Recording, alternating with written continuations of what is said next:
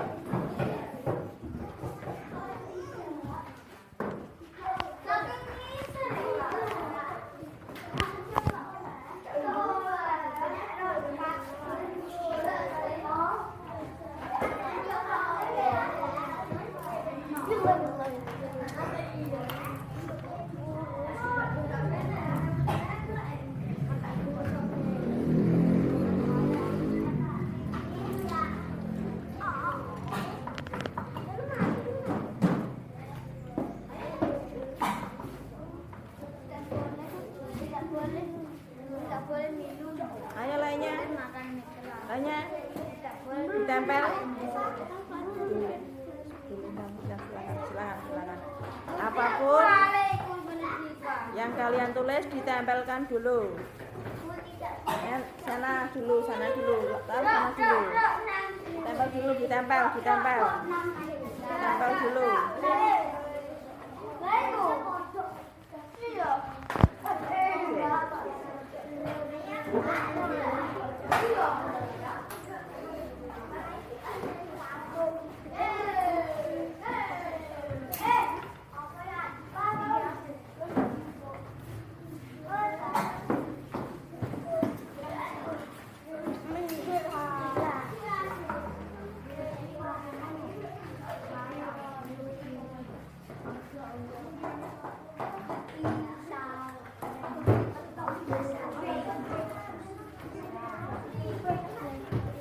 Sudah semua?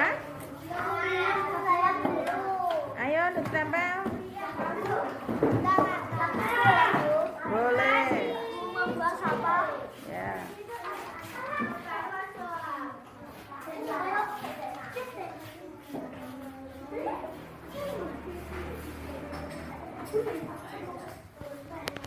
Sudah semua? Sudah. Ini ada beberapa tulisan dari kalian. Sepakatan membuat keyakinan kelas. Sudah ya? Kita tulis keyakinan kelas.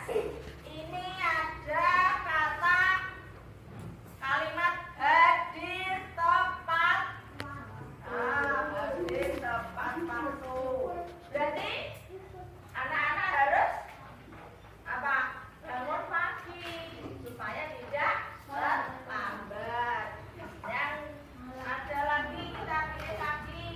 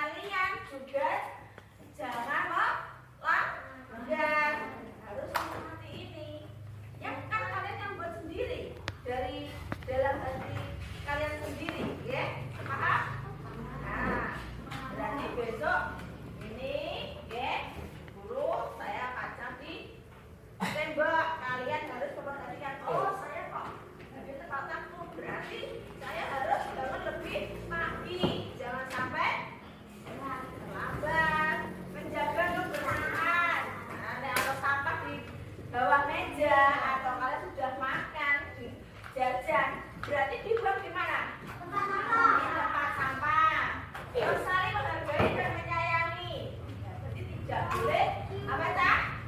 Anak-anak jangan membuli.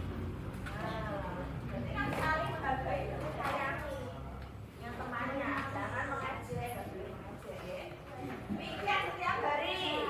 Wajib piket, berarti datang lebih awal kalau piket itu. Boleh makan dan minum saat istirahat. Untuk istirahat boleh makan, tapi kalau pada jam istirahat boleh apa tidak? Pada jam pelajaran? Tidak. Iya, tidak. Karena bolehnya pada waktu istirahat saja. Ya. Yang keenam, kelas tertib. Kalau tertib berarti harus damai. Ya. Tenang. Nyaman. Oke. Oke. Paham anak-anak? Sepakat dengan keyakinan kelas kita? Sepakat dengan keyakinan kelas kita? Hah? Sepakat? Diam. Sepakat? Kalau sepakat harus dilaksanakan. Ya, ini kamu sudah membuat keyakinan kelas. Bagaimana kamu? Tadi ada berapa keyakinan kelas kita? Ada narkoba, sebutkan apa saja yuk. Ya saja. Kelas tertib. Ayo apa lagi? Ya, buku kebersihan. Lalu? Ya, belum makan minum saat istirahat. Terus? Apa lagi? Tadi ada 6, 3. Tadi tepat waktu. Apa lagi? Kurang 2. Ayo. Tadi apa? Saling menyayangi, saling menghargai dan menyayangi. Satu lagi apa? Tadi apa? Piket setiap hari. Kira-kira kamu sudah membuat keyakinan kelas ini. Itu tadi kamu dari dalam diri kamu apa tidak? Ya. Ya, berarti kamu bagaimana? Bisa kan? Tidak? Tidak melanggar, harus disepakati dan dijaga. Ya, kembali ke tempatnya. Terima kasih. Bismillahirrahmanirrahim. Assalamualaikum warahmatullahi wabarakatuh. Alhamdulillahirabbil alamin wa bihi nasta'inu ala umuri dunya waddin. Sayyidina wa habibina wa syafi'ina wa maulana Muhammadin wa ala alihi wa sahbihi ajma'in, amma ba'du. Yang terhormat kepada ibu bapak sekolah yang tidak bisa hadir hari ini, dan kepada dewan guru yang saya hormati. Pertama-tama marilah kita panjatkan puji syukur kepada Allah Subhanahu wa taala yang mana pada siang hari ini kita bisa berkumpul di ruangan kelas kali ini dengan keadaan sehat walafiat. Kedua kalinya salawat dan salam agar kita selalu panjatkan kepada beliau dengan Nabi Muhammad SAW yang sekarang kita nantikan syafaatnya di yaumul qiyamah. Amin amin ya rabbal alamin. Hadirin yang saya hormati, untuk acara selanjutnya marilah kita buka acara pada siang hari ini dengan bacaan umur kita. Waalaikumsalam warahmatullahi wabarakatuh.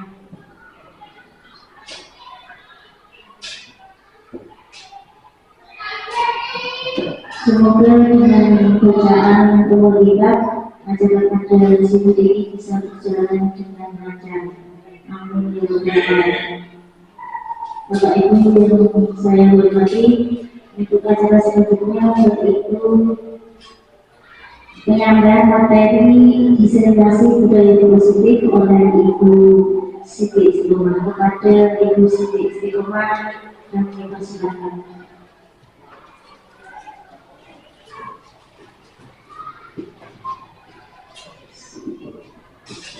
Bismillahirrahmanirrahim. Assalamualaikum warahmatullahi wabarakatuh. Selamat siang. Selamat siang Bapak Ibu semuanya. Bagaimana kerjaan ini Bapak Ibu?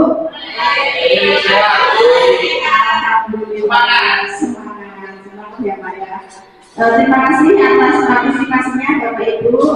Dengan tugas saya pribadi selama guru penggerak angkatan 11 dengan diseminasi budaya positif, saya mengangkat aksi nyata budaya positif di modul 1.4. Di sini saya akan menjelaskan tentang budaya positif di SD Negeri Purwosidi. Selamat datang para guru hebat. Mari belajar bersama, berkolaborasi, saling mendukung demi mewujudkan disiplin positif di sekolah tercinta.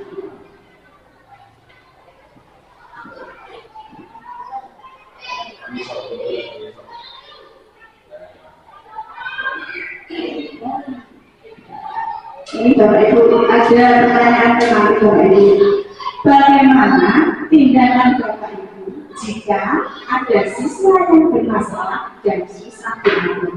Coba, bagaimana tindakan panjenengan Bapak Ibu? Monggo.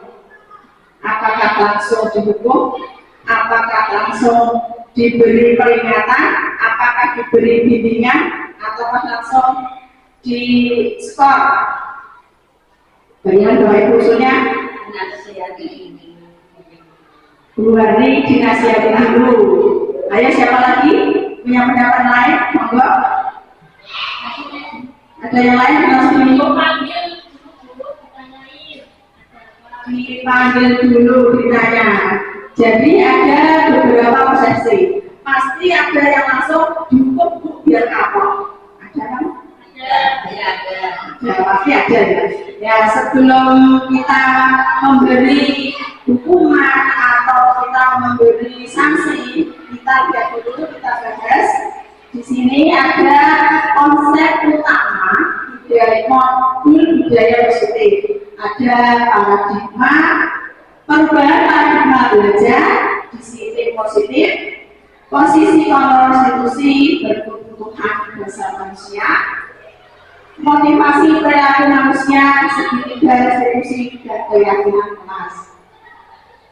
Pembelajaran dengan paradigma baru. Pembelajaran dengan paradigma baru dirancang berdasarkan pembelajaran yang terdiferensiasi, sehingga setiap siswa belajar sesuai dengan kebutuhan dari tahap perkembangannya. Jadi, mungkin Bapak Ibu masih ingat kan profil pelajar Pancasila? Coba yang pertama apa Bapak Ibu? Nah, yang kedua bisa. Kalau tidak apa-apa, ayo apa lagi? Ada 5. Apa? Ya, yang mulia aja lanjutnya. Berkebinekaan. Ya, lanjut. Berkelompok. Sudah. Tepuk tangan buat kita semua. Juga ya, dulu ya. Disiplin positif.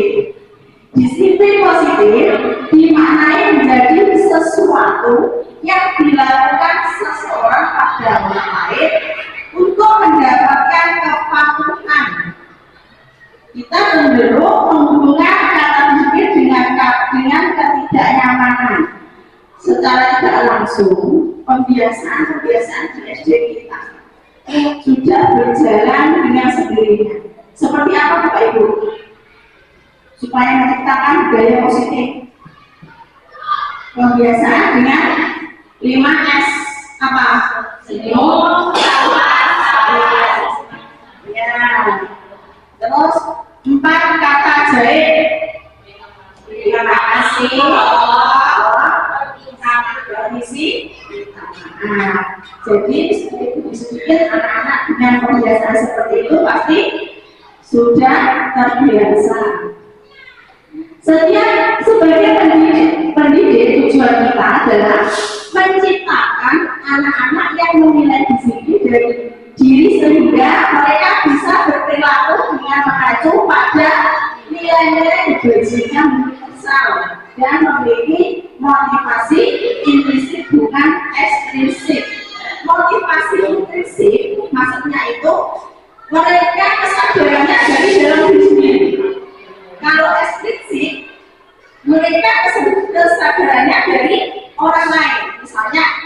ada siswa seperti yang kemarin ada tamu anak-anak tidak kenal, tetapi dengan motivasi intrinsiknya dia langsung berselamat.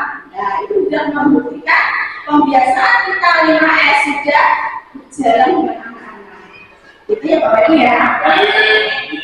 Lanjutnya, disiplin positif merupakan salah satu cara penerapan disiplin yang bertujuan untuk menumbuhkan kesadaran serta memberdayakan anak untuk melakukan sesuatu tanpa sogokan.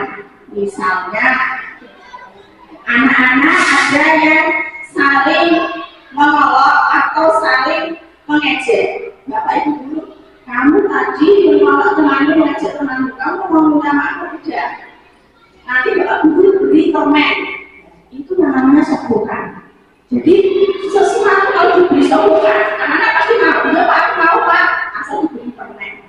Nah, seperti itu kurang bagus ya Bapak Ibu. Nanti anak-anak kebiasaan dia menginginkan sogokan dari orang lain. Selanjutnya, 5 kebutuhan dasar manusia. 1. Bertahan hidup. 2. Kasih sayang. 3. Kebebasan. 4. Kesenangan. Dan 5. Penguasaan. Yang pertama, bertahan hidup. Jelas anak-anak itu membutuhkan makanan minum. Kita pun membutuhkan makanan minum. Makanan yang sembarangan ya, pasti kita memberi contoh anak-anak. Nah, kalau makan jangan sembarangan, harus cuci tangan dulu, minumnya jangan saat dengan berdiri. Nah, itu sudah merupakan bertahan hidup makan dan minum. Yang kedua, kasih sayang. Biasanya anak kelas 1, 2, 3 pasti membutuhkan kasih sayang dulunya. Sedikit, ini betul, ini salah. Itu sudah menunjukkan kita sebagai guru harus menyayangi semua anak, jangan membedakan anaknya rembes, anak saya itu rembes, kalau tak benar jangan boleh. Kita merangkul semua anak-anak dengan kasih sayang supaya apa? Anak-anak itu bisa nyapa dengan kita. Nanti kalau kita merasa membedakan anak-anak, pasti sedikit banyak anak-anak kecewa dan dendam. Aku mau tahu ibu, aku punya ibu. Ya, tahu aku sendiri, jangan ya. Nah, kita harus menyayangi semua anak-anak seperti anak kita sendiri. Namanya anak kurang perhatian orang tua, namanya anak kurang pengasuhnya, itu kan mulai dari keluarga sendiri. Kita sebagai guru harus bisa merangkul anak kita semua. Yang ketiga, kebebasan. Kebebasan dengan siswa. Kita sebagai guru hanya terus tidak harus memberi materi saja. Saya misalnya aktif sekali, ya. Kalian sebagai guru, kita sebagai guru terus memberi hukuman, terus kita memarahi, tidak. Anak itu biar bebas dengan sendirinya. Misalnya dengan pelajaran matematika, anak yang bisa sudah selesai, oke. Tetapi dengan catatan yang sudah bisa menilai dengan temannya yang belum bisa. Nah, dengan seperti itu anak-anak bisa termotivasi supaya dia pengen cepat-cepat selesai dan betul. Yang keempat, kesenangan. Kesenangan anak berbeda. Kadang ada yang anaknya pendiam, tetapi dia memberikan anaknya yang aktif jalan sendiri. Kadang juga ada anaknya suka ajaib. Dengan hal-hal seperti itu kita juga harus memahami. Jangan kita terus membatasi siswa. Yang kelima, penguasaan. Kita harus bisa menguasai anak-anak. Misalnya ada anak kita yang super aktif sekali. Kalau aku sudah kurang kue, jangan ya. Kita harus bisa menguasai apapun itu bentuknya anak kita. Ya, sebagai guru kita harus bisa merubah karakter siswa. Memang materi itu mudah, yang sulit itu merubah karakter. Kita belajar merubah karakter siswa. Motivasi perilaku manusia. Motivasi merupakan paradigma yang timbul pada diri seorang secara sadar atau tidak sadar melakukan sesuatu tindakan dengan tujuan tertentu. Di sini ada menghindar tidak nyaman dan lingkungan. Murid melakukan disiplin diri karena ia takut dihukum. Ini merupakan motivasi eksplisit. Nah, dan ada siswa, ya, dia itu pada waktu melakukan kesalahan, misalnya dia tidak memakai seragam. Nah, dengan tidak memakai seragam, dia itu merasa takut karena menyalahi peraturan. Akhirnya, mengapa dia merasa takut? Karena dia takut karena dihukum oleh bapak ibu gurunya. Itu menimbulkan nanti anak-anak bisa dendam dan tidak ada kesadaran. Apabila kalau anak mengulangi lagi, paling dia kalau anak yang berani, Allah jangan dihukum dari namanya kok. Nah, itu malah semakin dia malah semakin tinggi untuk mencari masalah. Ya. Yang kedua adalah imbalan penghargaan dari orang lain. Murid melakukan disiplin diri karena ia mendapatkan imbalan. Sopo saya belum sama kita, saya dulu untuk pernah dulu. Nah, berarti kan tidak dari jalannya sendiri, dari jalan dirinya sendiri. Dia ingin membuang sampah karena ada imbalan, karena ada sesuatu dari bumbunya. Nah, itu juga kurang pas. Nanti anak semakin manja. Yang selanjutnya menghargai nilai-nilai kebaikan diri sendiri. Murid melakukan disiplin diri karena sadar akan nilai kebaikan dirinya. Ini merupakan motivasi intrinsik. Ya, jadi misalnya ada sampah yang berserakan, otomatis siswa membuang, tapi dia dengan kesadaran dirinya sendiri. Konsep disiplin dengan identitas gagal. Kebanyakan ya, hukuman itu dan menyakitkan, tidak nyaman, murid takut, memaksa, murid menyembunyikan kesalahan, murid menjadi menyakitkan. Misalnya muridnya menghukum dengan push up, bocah rapati doyan lakunya menang di push up, kira-kira begini. Nah, tapi mereka juga keberatan karena disuruh pusat tadi karena menggunakan tenaga tidak nyaman. Lalu juga merasa tidak nyaman dengan hukuman yang diberikan oleh bapak ibu gurunya. Murid takut, nah, saking takutnya sampai ada kejadian masa lalu gurunya tuh gelak-gelak, ada kejadian sampai mereka tuh ngompol di depan kelas disuruh memegang telinga sambil kakinya diangkat. Nah, itu juga tidak bagus. Murid merasa takut, memaksa. Murid itu mau melakukannya, tetapi dengan cara memaksa. Ya. Murid menyembunyikan kesalahan. Misalnya, untuk ada siswa yang berbohong, dia mengambil uang temannya. Dia merasa takut dihukum gurunya. Akhirnya dia berbohong. Pak, saya tidak ambil, Pak. Saya tidak ambil. Saya berani sumpah. Berarti kan dia menyembunyikan kesalahan, padahal dia benar-benar mengambil. Ya, untuk itu bagaimana kita? Kita jangan langsung hukum. Yang selanjutnya murid menjadi rendah diri.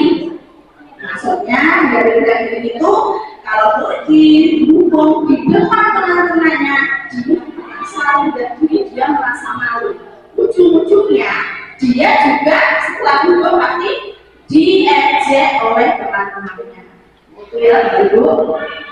Yang kedua penghargaan juga tidak efektif, merusak hubungan, mematikan kreativitas, menghukum dengan sistem ranking, menapas dan menghargai dirinya.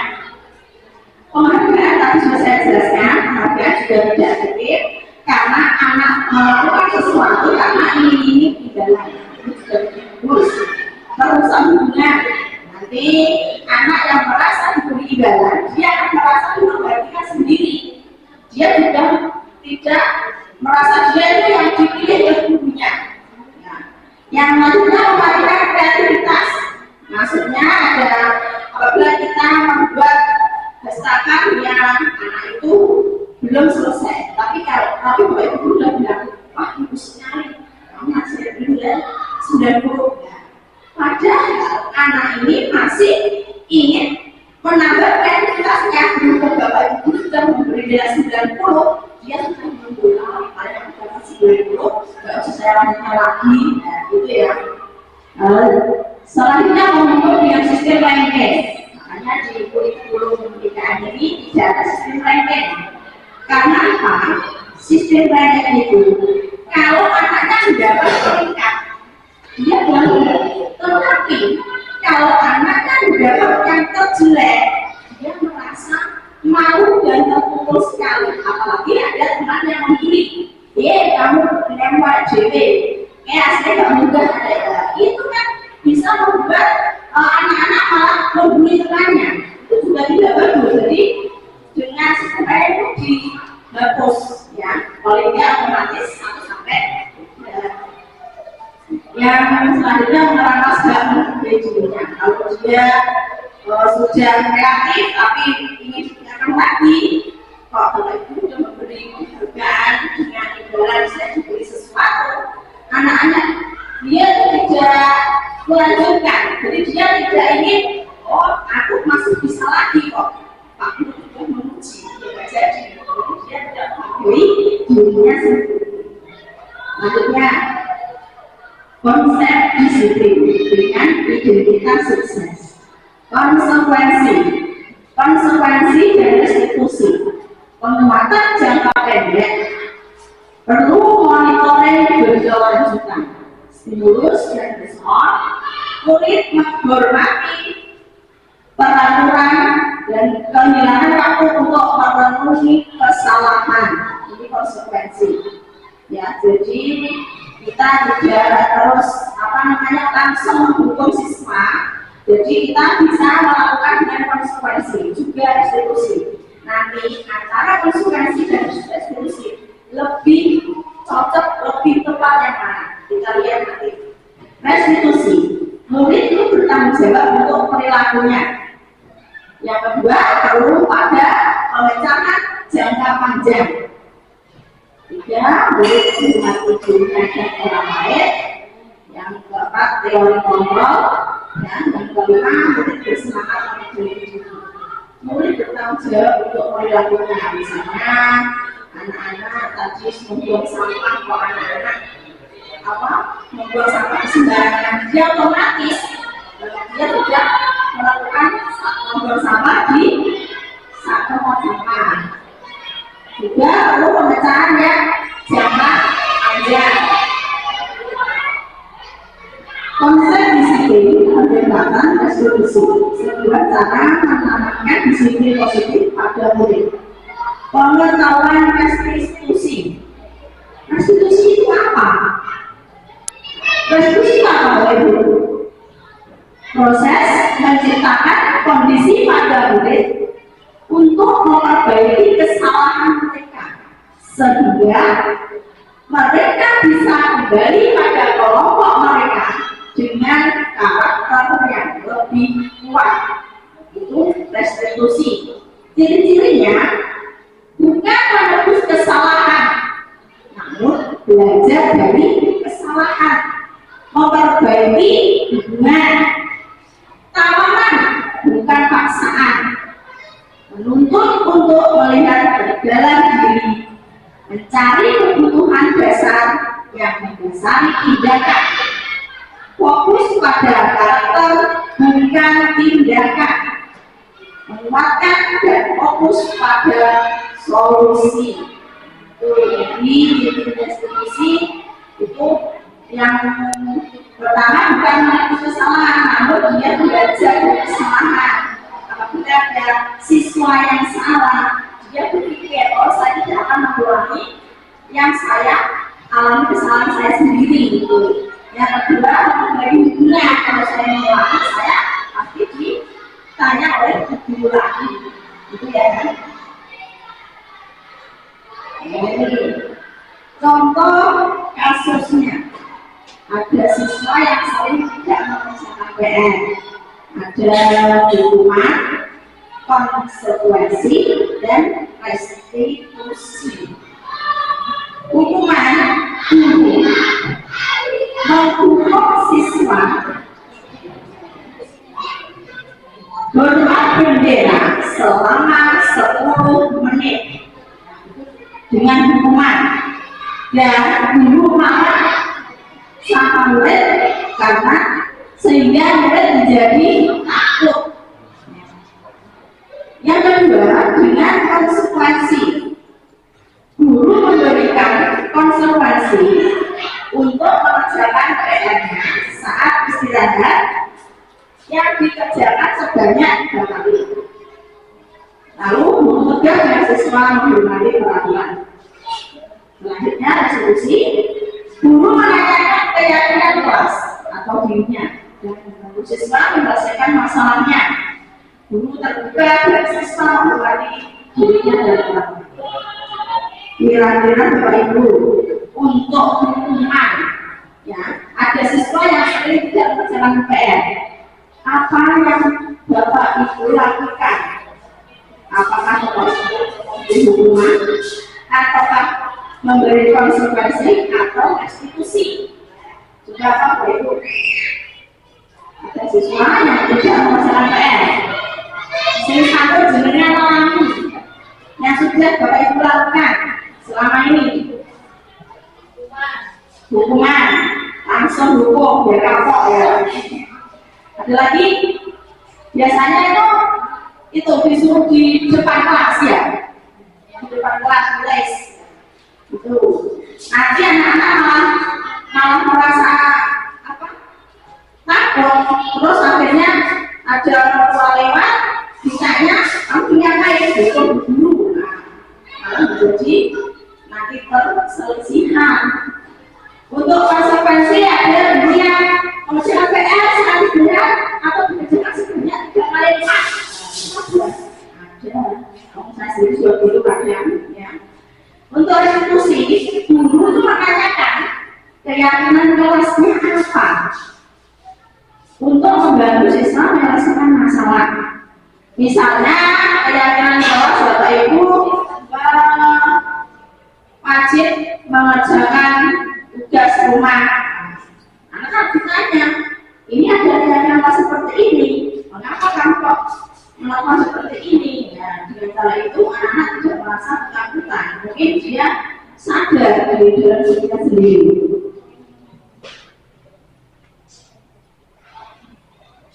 Coba Bapak Ibu, sebelum saya lanjutkan, kita explain dulu biar tidak ngantuk. Boleh ngantuk kan? Oke. Nanti kalau saya bilang hijau, Bapak Ibu tepuk 1 kali. Saya bilang hitam, Bapak Ibu tepuk 2 kali. Saya bilang hilang, Bapak Ibu tidak usah tepuk. Oke? Siap Bapak Ibu? Ya. Oke. Mulai ya. Kita luruskan dulu. Hijau, hitam, hilang, hijau, hitam, hilang, hilang, hijau. Sekali lagi ya. Hitam, hijau, hilang, hilang, hijau, hitam, hilang, hijau. Oke, terima kasih teman-teman semua. Ya gak ngantuk. Untuk ada 5 posisi kontrol restitusi. Ada pendukung, pembuat merasa bersalah, sebagai teman, sebagai pemantau, dan sebagai manajer. Contoh penerapan 5 posisi kontrol. Kasusnya ya, siswa tidak memakai atribut lengkap saat upacara bendera. Sebagai guru yang pendukung, langsung patuhi aturan sekolah, lalu berdiri di depan barisan. Itu guru pendukung langsung. Biasanya. Yang kedua, pembuat rasa bersalah. Berapa kali guru harus memberitahu kamu, guru kecewa sama kamu. Itu membuat rasa bersalah. Anak anak merasa bersalah dengan dirinya sendiri. Ya. Terus yang ketiga sebagai teman. Ayolah yang tertib, tiba guru bangga. Kali ini kamu tidak apa-apa, kamu salah.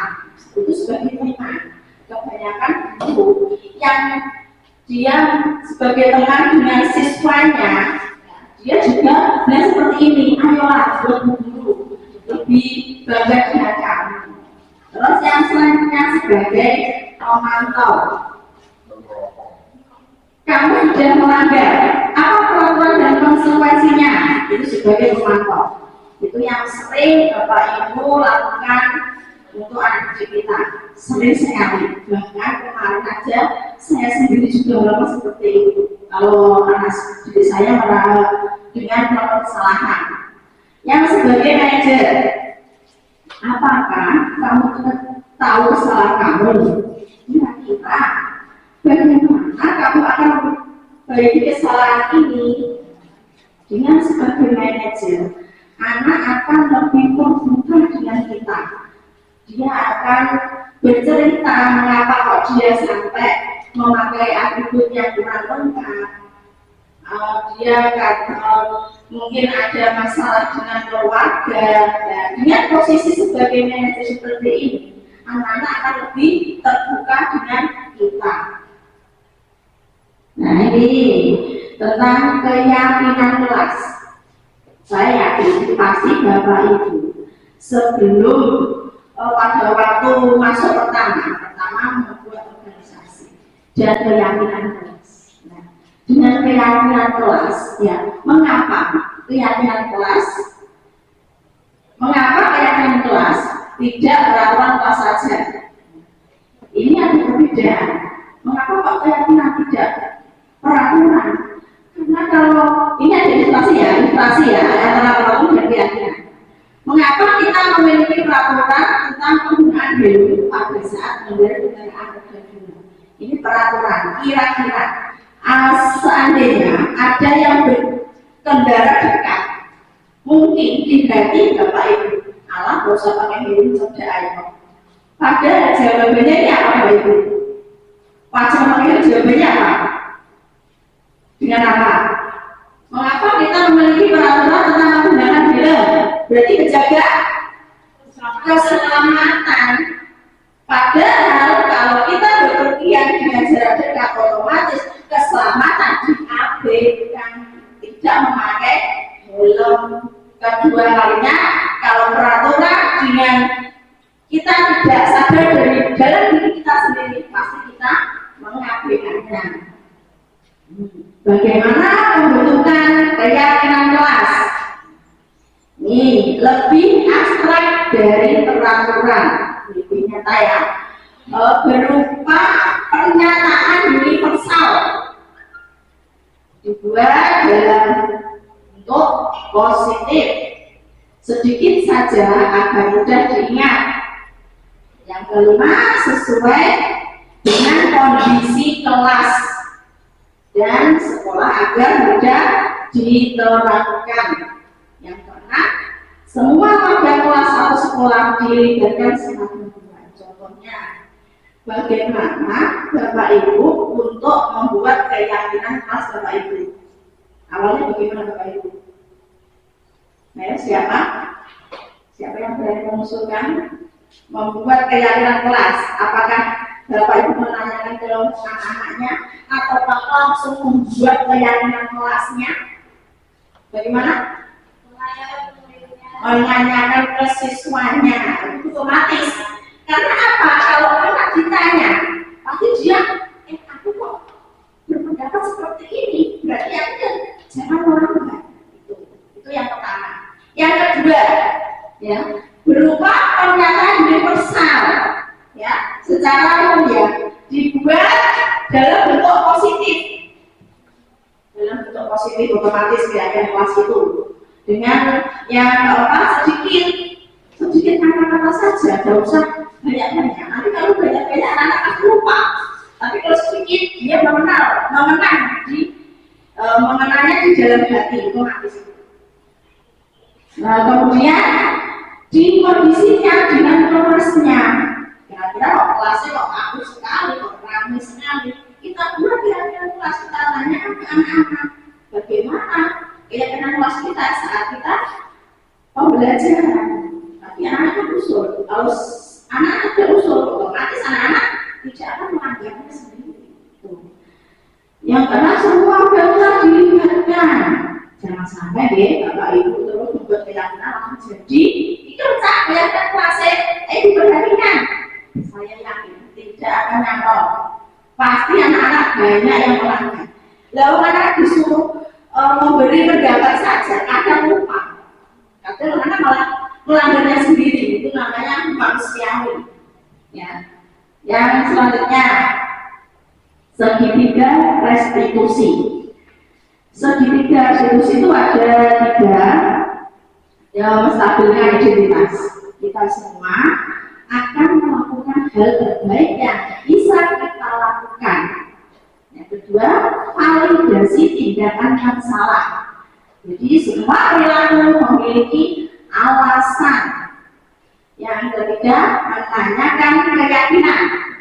Kita semua memiliki motivasi internal. Iya.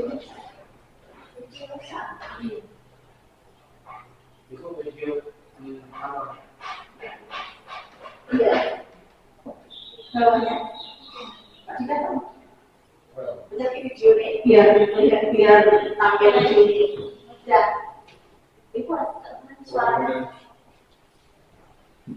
Ini ada salah satu video restitusi suara yang kemarin saya lakukan di kelas saya. Ada siswa saya yang minum saat pengajaran.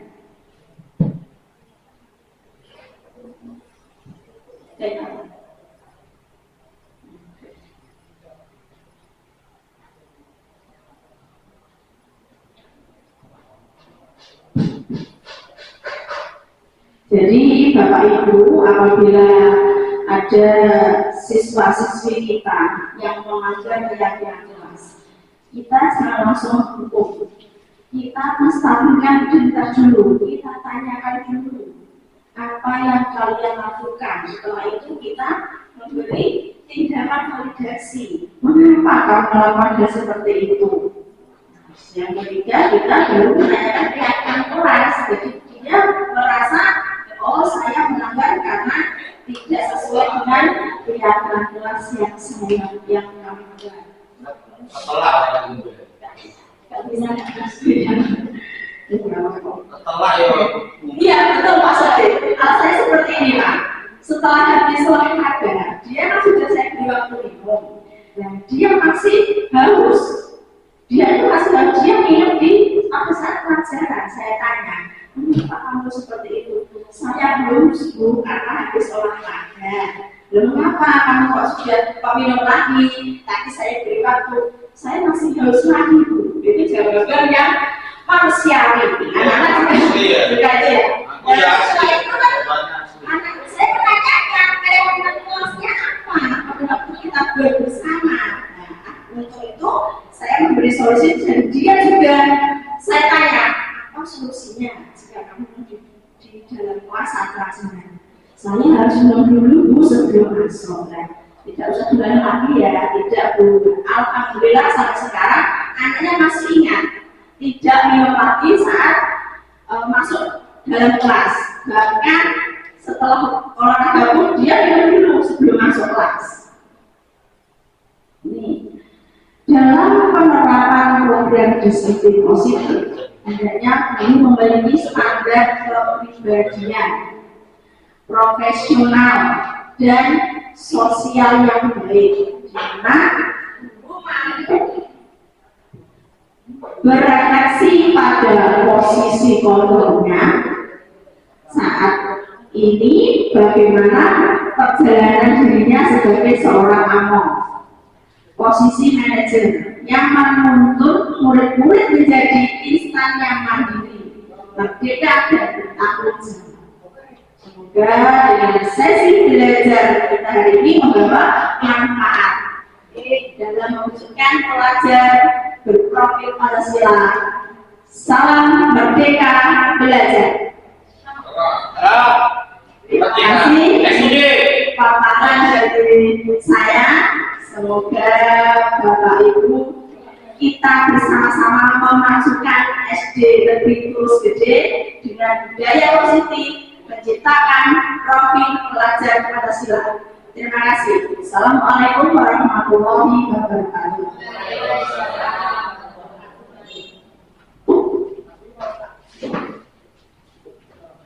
Tepuk tangan penghargaan dari Ibu menarik sekali ya. Ini Bapak Ibu.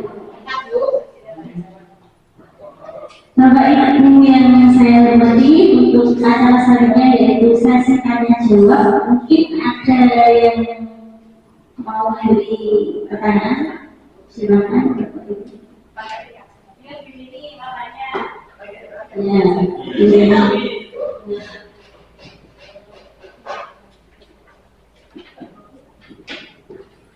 Assalamualaikum warahmatullahi wabarakatuh.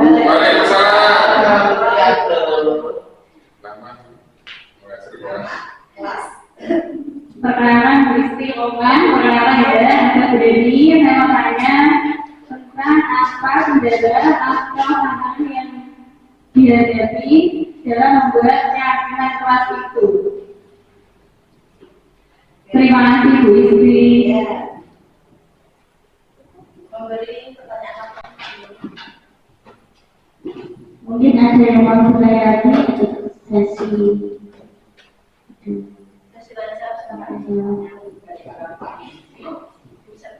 besar tinggi.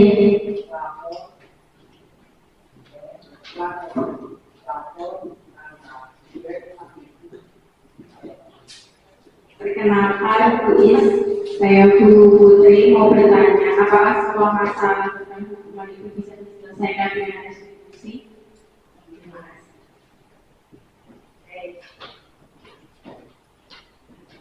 Terima kasih, pertanyaan yang luar biasa dari Bu Reni dan Bu Sesti. Saya akan coba menjawab pertanyaan dari Bu Reni. Apa kendala dalam membuat keyakinan kelas?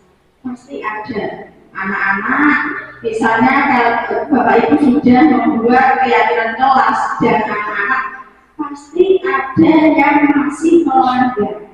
Dia mungkin Bapak Ibu, pasti itu ada. Bagaimana caranya supaya anak-anak tidak melanggar?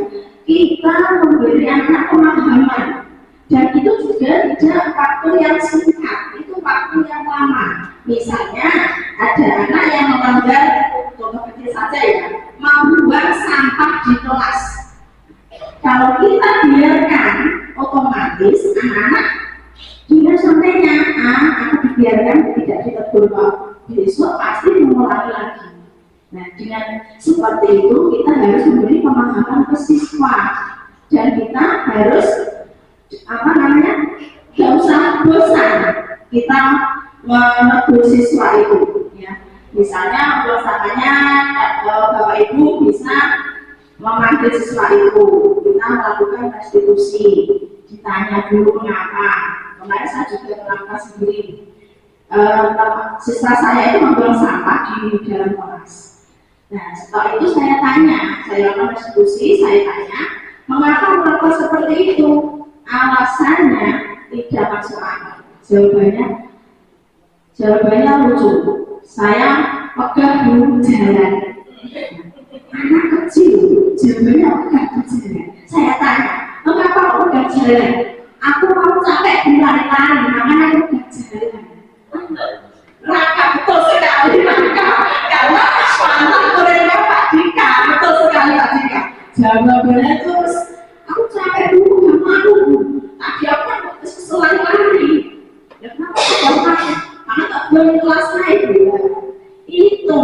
Dan setelah itu saya tanya, apakah kamu tahu yang di kelas kita tahu dengan apa? Disiplin membuang sampah di tempat sampah.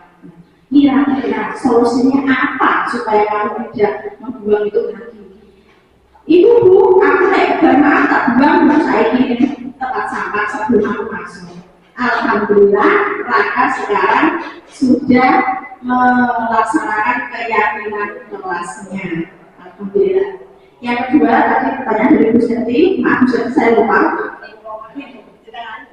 Apakah Semua masalah itu bisa diselesaikan dengan cara diskusi dengan Terima kasih. Apakah semua masalah bisa diselesaikan dengan restitusi? bila anak melanggar? Ya, saya cerita dulu ya Bapak Ibu. Kalau seperti tadi Raka anaknya normal, seandainya anaknya yang butuh-butuhan khusus, kira-kira Bapak Ibu anak itu mengulang lagi tidak? Yang butuh-butuhan khusus, misalnya anaknya, iya ya, dia itu agak kurang gitu, kurangnya begini. Masalah pelajaran, masalah dia kurang nangkep, masalah koordinasi dia hanya sendiri itu kan berkebutuhan khusus itu. Ya. Kalau begitu bagaimana?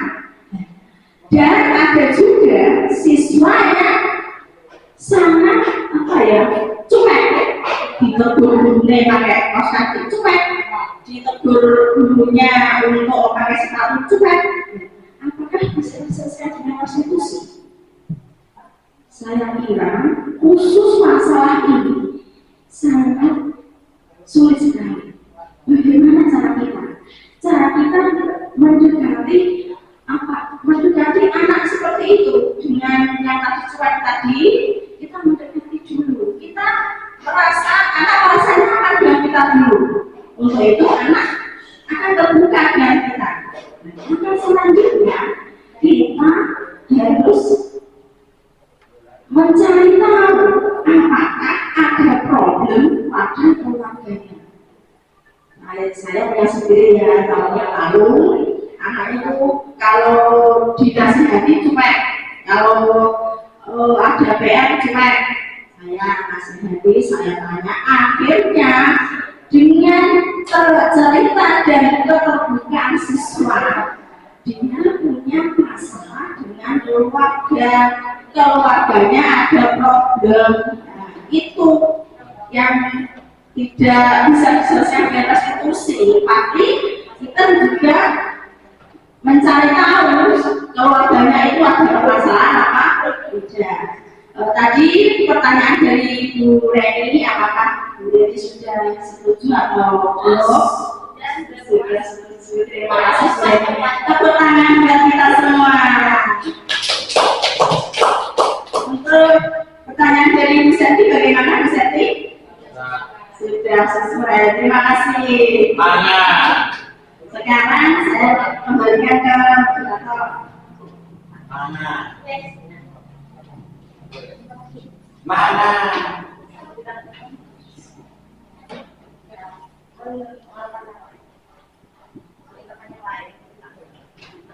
Bapak Ibu mungkin ada tanggapan yang lain?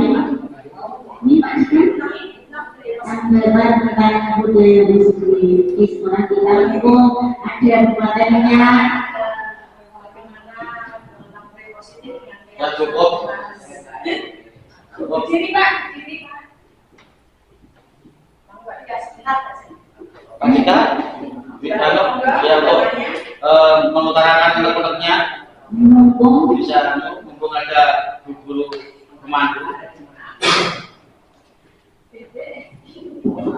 Mungkin dari segi saran tadi harus ditambahkan terkait proses pembuatan disiplin atau budaya positif di asisten kelas. Itu ditambahkan untuk prosesnya. Tapi kan kalau saya amati belum ada prosesnya. Apakah itu mulai dari guru meletakkan suatu quotes kepada siswa, lalu per siswa itu nanti akan mengumpulkan berjawaban apa, tapi namanya belum ditampilkan seperti itu untuk prosesnya. Itu nanti depannya mungkin bisa ditambahkan ke situ biar lebih sempurna. Terima kasih atas ide yang sudah sampaikan.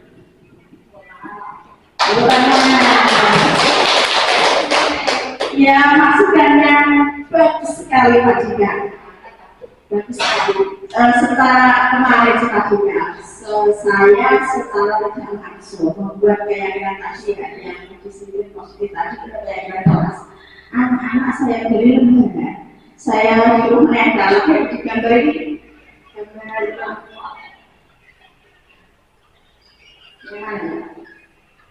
Nah ini.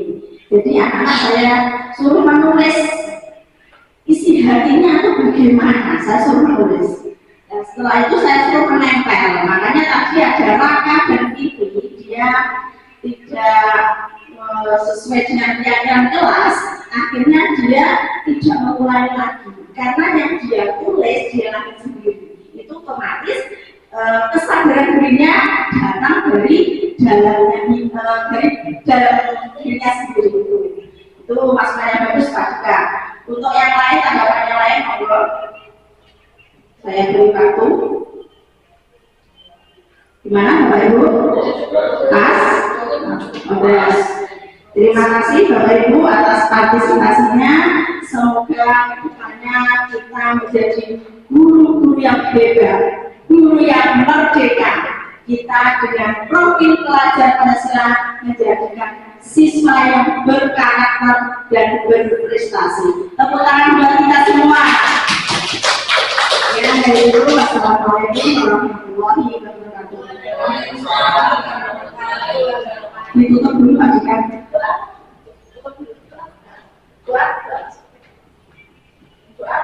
Bapak Ibu yang saya hormati, acara saya yaitu penutup dan doa.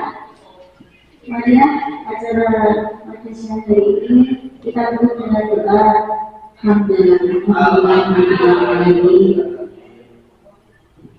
Langsung lagi Pak. Langsung Fatihah.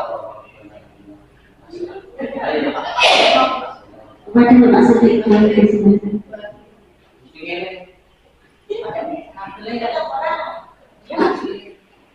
Allahumma shalli wa sallim ala Muhammad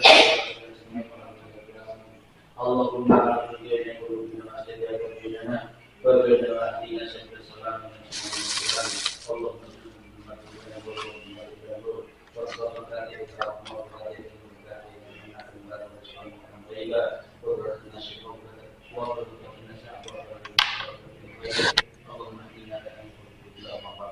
Ya Rahman, Ya Rahim, Ya Aziz, Ya Bermutakabir, Ya Aziz, Ya Somad, Ya Syakur, Ya Jabbar. Rabbana atina min ladunka rahmah wa hayyi lana min amrina rashada. Rabbana atina fid dunya hasanah wa qina adzabannar. Wa sallallahu alaihi Muhammad wa alihi wa sahbihi wa sallam. Subhanaka rabbil izzati amma yasifun. Wa salamun alhamdulillahi rabbil alamin. Allahumma shalli ala Muhammad. Terima kasih Bapak Ibu.